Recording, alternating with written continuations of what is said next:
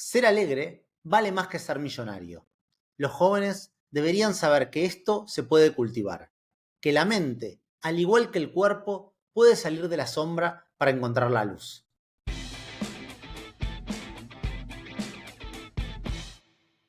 Capítulo 2. Andrew Carnegie, el hombre que construyó el imperio del acero. Bienvenidos al segundo capítulo de Los Aventureros.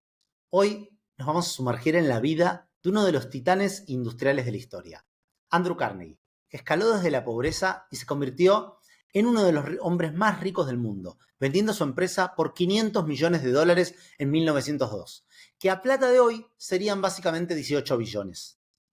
Vamos a explorar su vida, sus ideas, que siguen mega vigentes a través de las propias palabras de Andrew, extraídas de la autobiografía.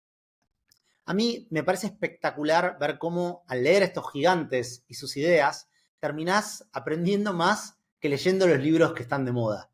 Por eso quise armar este podcast, porque las ideas que encontrás en las biografías son ideas que sobreviven al paso del tiempo. Uno de mis principios es tratar de leer cosas que hayan sobrevivido, porque de lo contrario puede que sea una idea floja de papeles. Esta autobiografía es un manual de management. Equivale a leer 10 de los típicos libros sobre cómo liderar, escrito por el gurú del momento. Pero además tiene un valor incalculable leerlo a Andrew. Es un fuera de serie, es como tener un mentor que te está contando su historia, todos sus sentimientos, lo que le pasa en cada momento de la vida. Carnegie nació en Dunfermline, Escocia, en 1835, todavía no sé pronunciarlo. Durante toda su autobiografía se nota un poco la nostalgia y el amor y su orgullo por ser escocés. Afortunado fui de mi lugar de nacimiento. El lugar donde uno nace es muy importante, ya que diferentes entornos y tradiciones estimulan diferentes tendencias latentes en el niño. Y también un poco el optimismo de haber venido de abajo. Ser alegre vale más que ser millonario. Los jóvenes deberían saber que esto se puede cultivar, que la mente, al igual que el cuerpo, puede salir de la sombra para encontrar la luz. Creo que mi naturaleza optimista, mi capacidad para deshacerme de los problemas y reírme de la vida debe haberse heredado de este encantador y viejo abuelo cuyo nombre estoy orgulloso de llevar.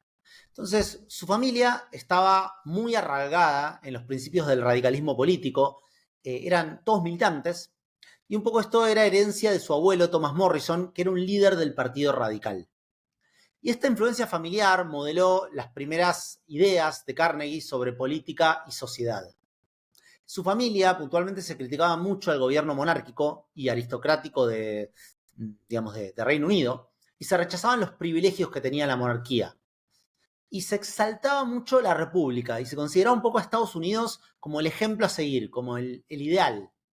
Era vista como una tierra de libertad, de igualdad de derecho para todos. Y con el tiempo, Andrew empieza a respetar un poco a los aristócratas o monarcas que se distinguían por sus buenas acciones, pero siempre mantuvo un desprecio por los que se jactaban de su linaje sin méritos propios. Esto un poco porque Andrew nació, digamos, como dije, en una familia muy radical, muy política, pero de clase baja media, en una época súper turbulenta de lo que era el Reino Unido. Su padre, William Carnegie, era un tejedor de lino. Con el impacto de la revolución industrial, se muda junto a Margaret, su esposa, para Estados Unidos. Con la introducción y mejora de la maquinaria a vapor, el comercio empeoró cada vez más en Dunfermline para los pequeños fabricantes. Como tenían familia en Pittsburgh, en Estados Unidos, deciden vender los telares y subastan todos los muebles. Y ahí se van de Escocia para Estados Unidos. No llegaban a pagar los pasajes y un amigo de la familia les presta la plata que faltaba. Y un poco ese ejemplo de solidaridad lo deja marcado para siempre a Andrew. Sin embargo, pese a irse, nunca dejó de lado la nostalgia por su pueblo. Y él dice: durante mis primeros 14 años de ausencia, mi pensamiento fue casi a diario como lo fue esa mañana. ¿Cuándo te volveré a ver? Entonces, llega a Estados Unidos con 13 años y estaba ansioso por empezar a trabajar para ayudar a la familia a comenzar en la nueva tierra. La necesidad se había convertido en una pesadilla aterradora para mí. Mis pensamientos en este periodo se centraron en la determinación de que debíamos producir $300 al año, $25 al mes, que calculé era la suma necesaria para mantenernos, sin depender de otros. Entonces comienza a trabajar en la fábrica de algodón donde trabajaba su padre, llevando bobinas por $1.20 por semana. No piensen en $1.20 de hoy, sino en $1.20 de 1850 más o menos. Era una vida dura. En invierno, mi padre y yo teníamos que levantarnos y desayunar en la oscuridad, llegar a la fábrica antes del amanecer y, con un breve intervalo para el almuerzo, trabajar hasta después del anochecer. Las horas se me hacían eternas y en el trabajo no encontraba placer. Pero tenía un lado positivo, ya que me daba la sensación de estar haciendo algo por mi mundo, nuestra familia. Hice millones desde entonces, pero ninguno de esos millones me dio tanta felicidad como los ingresos de mi primera semana. Ahora era un ayudante de la familia, un sostén, y ya no una carga total para mis padres. Entonces, poco después, John Hay, un fabricante escocés de bobinas, necesitaba un niño para trabajar y Andrew se cambia de trabajo. Recuerden, tengan contexto, 1850, 1860, los niños trabajaban en esa época, no existían los derechos laborales. Y Andrew pasa a recibir $2 por semana. Sí, hoy en día contratar a chicos para trabajar no estaría muy bien aprobado. Entonces, nada, tengamos contexto de la época. Al principio, el trabajo fue incluso más tedioso que en la fábrica. Tuve que manejar un pequeño motor de vapor y alimentar la caldera en el sótano. Era demasiado para mí. Mis esperanzas eran altas y esperaba todos los días que algo cambiara. ¿Qué iba a hacer? No lo sabía. Pero de una cosa estaba seguro. Nunca debería rendirme. Un día llegó la oportunidad. El señor Hay tenía que hacer unas facturas. No tenía a alguien que lo hiciera y él no escribía bien. Me preguntó si podía escribir y me puso a prueba. El resultado le gustó y me pidió que yo hiciera las facturas. Mi trabajo con el señor Hay fue un avance respecto a la fábrica de algodón. El señor Hay llevaba su contabilidad en partida simple y yo podía encargarme de ella. Pero al escuchar que todas las grandes empresas llevaban su contabilidad en partida doble, decidí asistir a una escuela nocturna durante el invierno para aprender el sistema más completo. Una tarde de 1850 me dijeron que el señor David Brooks, gerente de la oficina de telégrafos, le había preguntado a mi tío Hogan si sabía dónde se podía encontrar a un buen chico para actuar como mensajero. El señor Brooks y mi tío eran entusiastas jugadores de damas, y fue durante una partida que se hizo esta importante consulta. En tales trivialidades cuelgan las consecuencias más trascendentales. Una palabra, una mirada, un acento pueden afectar el destino no solo de individuos, sino de naciones. Mi tío me consiguió una entrevista. Me aseguré de explicar que no conocía a Pittsburgh, que quizás no sería adecuado para el puesto, que tal vez no sería lo suficientemente fuerte, pero todo lo que quería era una oportunidad. Me preguntó cuándo podía empezar y dije que podía quedarme en ese mismo momento si lo deseaba. Y mirando hacia atrás, las circunstancias, creo que esa respuesta podría ser considerada por los jóvenes. Es un gran error no aprovechar la oportunidad. Se me ofreció el puesto. Podrían llamar a otro chico si yo no lo hubiera aceptado en ese momento. Y un poco yo acá me preguntaba cuántas oportunidades perdí en mi vida por no actuar en el momento. Cuántas cosas en la vida pasan por esperar y no decidirse en ese mismo momento para hacer las cosas. ¿Cuántos negocios se cierran por ir a tomar un café y ver cara a cara a la gente? Por estar en el momento justo, en el lugar adecuado. Entonces, él empieza a trabajar en el telégrafo y cuenta. Así fue como en 1850 obtuve mi primer verdadero comienzo en la vida. De la oscura bodega manejando una máquina de vapor por $2 a la semana, lleno de suciedad de carbón, sin rastros de las influencias elevadoras de la vida, fui elevado al paraíso. Sí, al cielo, como me pareció a mí, con periódicos, plumas, lápices y luz del sol a mi alrededor. Casi no hubo un minuto en el que no pudiera aprender algo o darme cuenta de cuánto había por aprender y que yo sabía muy, pero muy poco. Solo tenía un temor, y era que no podía aprender lo suficientemente rápido las direcciones de las diferentes empresas a las que se debían entregar los mensajes. Por lo tanto, empecé a tomar nota de los letreros de estas empresas en un lado de la calle y en el otro. Por las noches ejercitaba mi memoria nombrando en sucesión a las diversas empresas. En poco tiempo podía cerrar los ojos y, comenzando desde el pie de una calle comercial, mencionar los nombres de las empresas en orden correcto, a lo largo de un lado hasta la parte superior de la calle. Luego, cruzar al otro lado y bajar en orden regular hasta el pie nuevamente.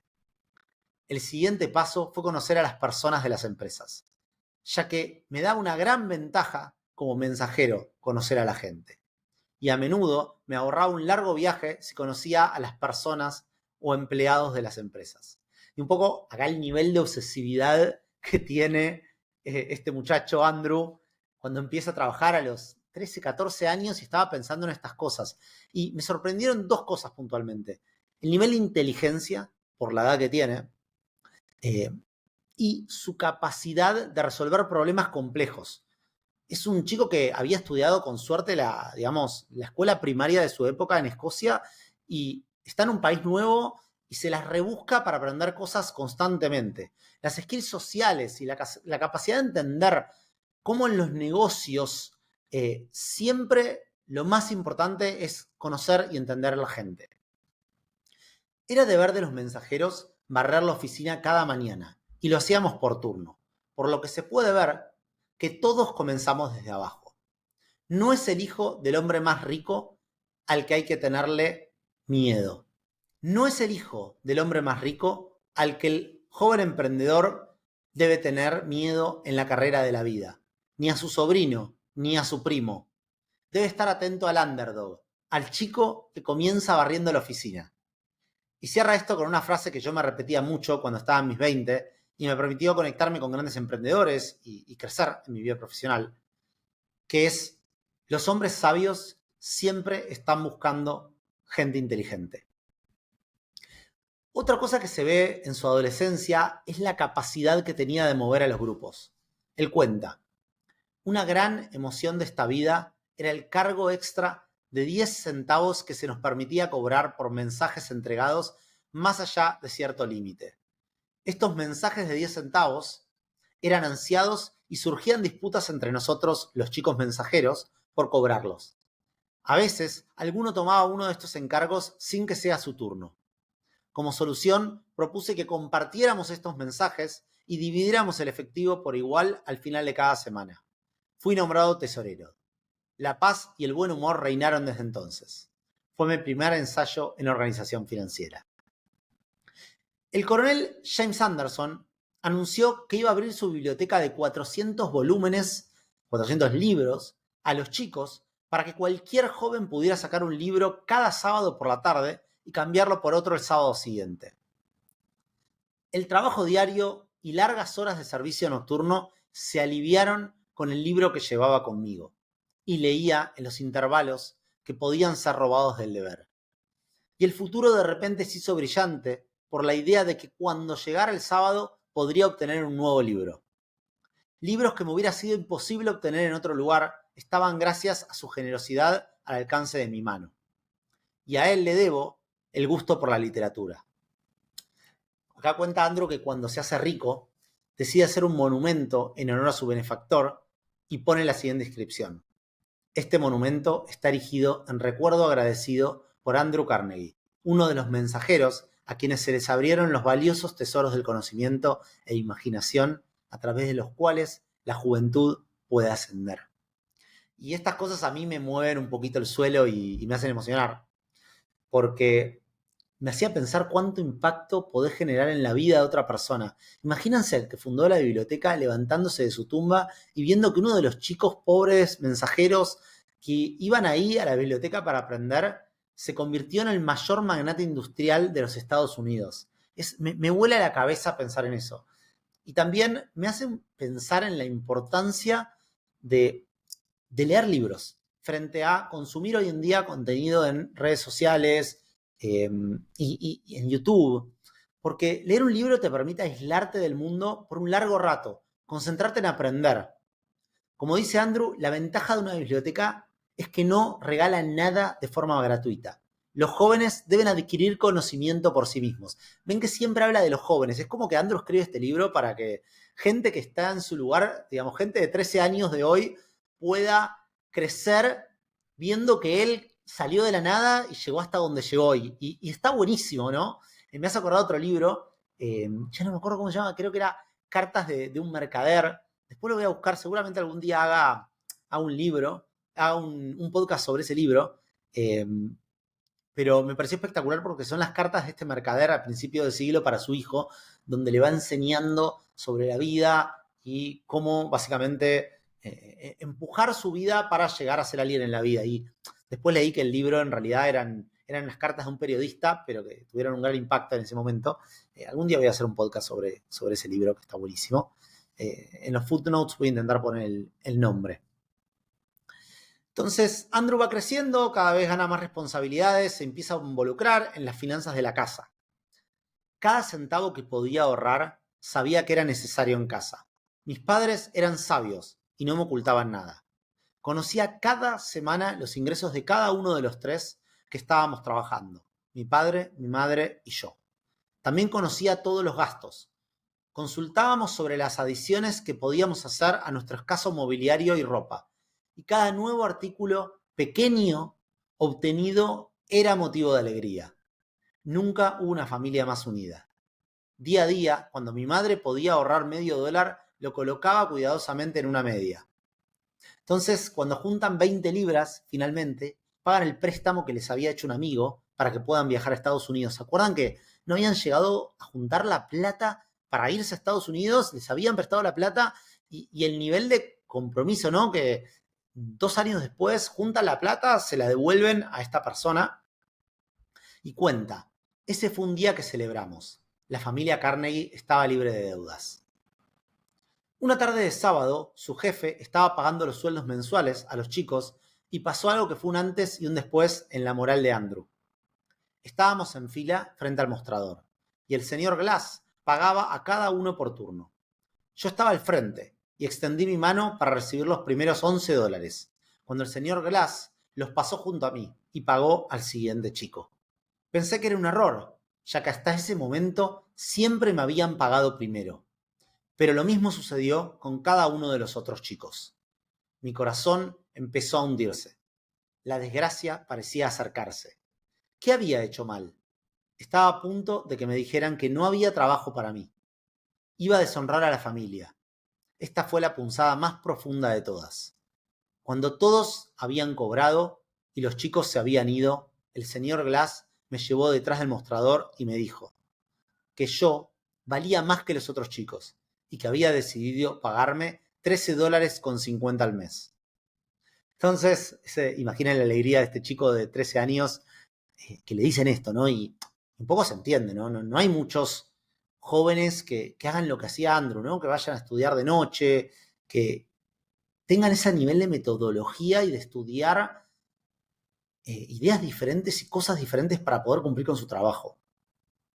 Y una cosa que se sigue dando en toda la biografía es sus ganas de aprender y progresar constantes. Todo era un desafío nuevo, una oportunidad. Al tener que barrer la sala de operaciones por las mañanas, teníamos la oportunidad de practicar con los instrumentos telegráficos, antes de que llegaran los operadores. Esta fue una nueva oportunidad. Pronto comencé a jugar con el telégrafo y a hablar con los chicos de otras estaciones que hacían lo mismo. Cuando alguien aprende a hacer algo, nunca tiene que esperar mucho tiempo para poner en práctica su conocimiento. Una mañana, escuché la llamada de Pittsburgh.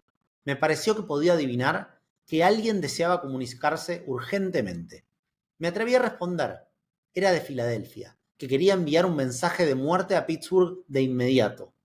¿Podía tomarlo? Respondí que lo intentaría si lo enviaban lentamente. Logré obtener el mensaje y salí corriendo con él.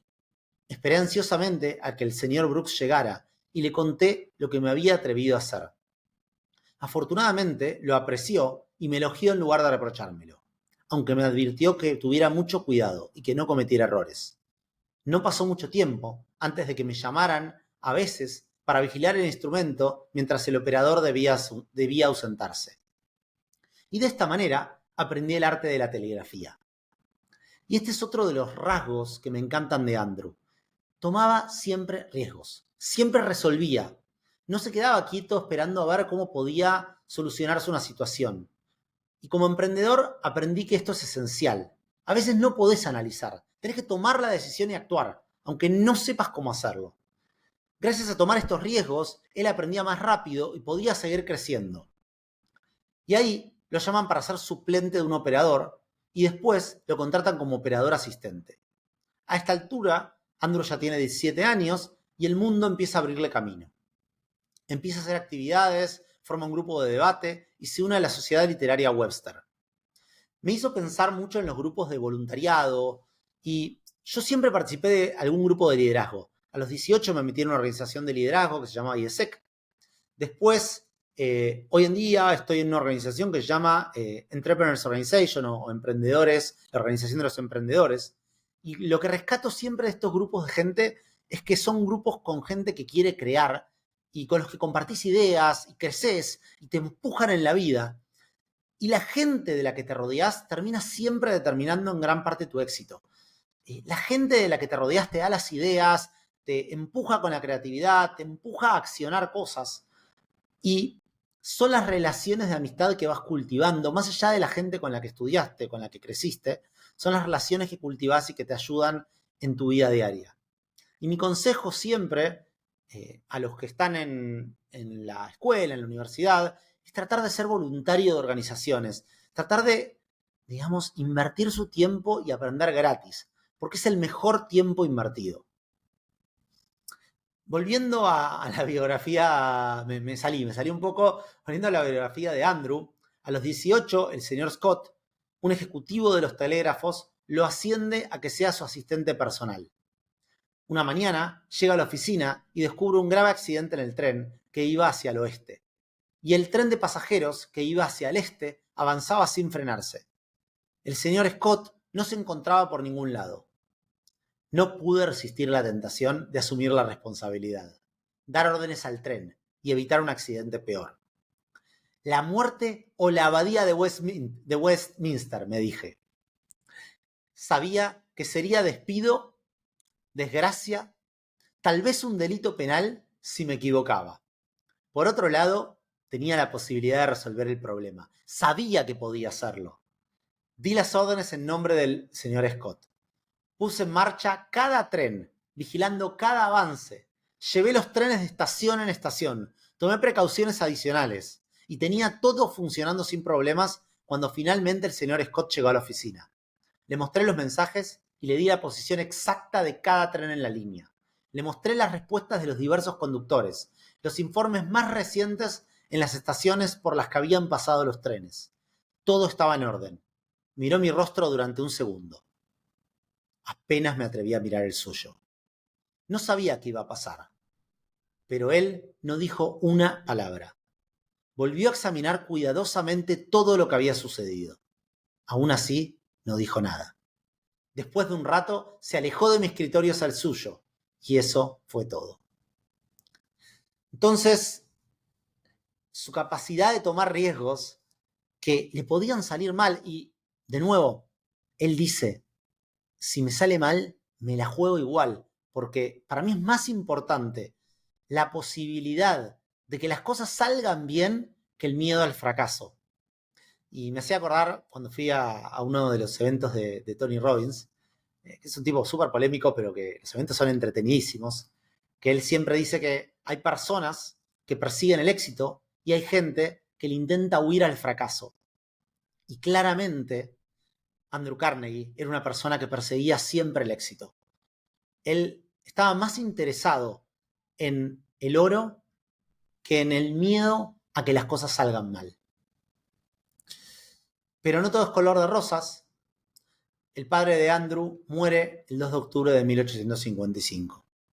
Y eso a Andrew lo devasta y cuenta. Para los 3 miembros restantes de la familia, los deberes de la vida eran apremiantes. La pena y el deber pasaron a segundo lugar. solo había tiempo para trabajar.